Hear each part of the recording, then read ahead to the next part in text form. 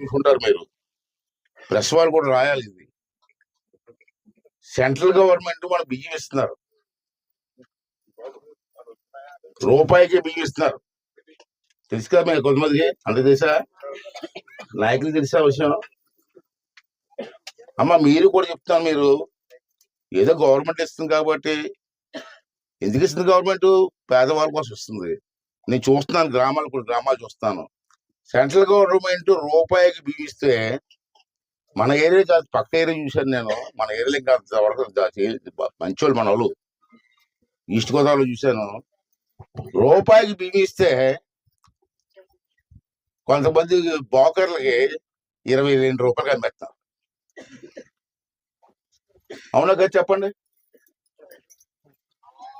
Government మీకు రూపాయికి ఇస్తే మీరు 22 రూపాయలకి అమ్మేస్తే మరి బియ్యం ఎందుకు ఇవ్వాలా?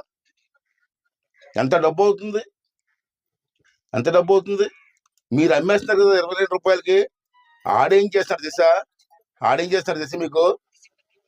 ఆడు 40 రూపాయలకి ఆడమ్మేస్తున్నాడు, మీకు 22 రూపాయలు ఇస్తున్నాడు. నా కేజీ బియ్యం 40 రూపాయలు ఆడనుకుంటున్నాడు. నేను పెద్ద గొడవ కాకినాడలో, పేపర్లో పెద్ద న్యూస్. అంటే మేము ఏమనుకున్నానంటే, బియ్యం మీకు ఇస్తామంటే మీరు తినాలి, కానీ ఎవరికి అమ్మేస్తారుగా? ఎంత డబ్బు అవుతుంది అమ్మా? మీకు తెలుసు, మీకు తెలియదు కాదు. సరే, నర్సీపట్నం నియోజకవర్గ పెన్షన్ నెలకి ఎంత ఇస్తున్నాం? 1,07,00,000. జిల్లా మొత్తం మీద అయితే 107 కోట్లు. జిల్లా మొత్తం, అనకాపల్లి జిల్లా మొత్తం మీద నెలకి 107 కోట్ల రూపాయలు పెన్షన్ ఇస్తున్నాం.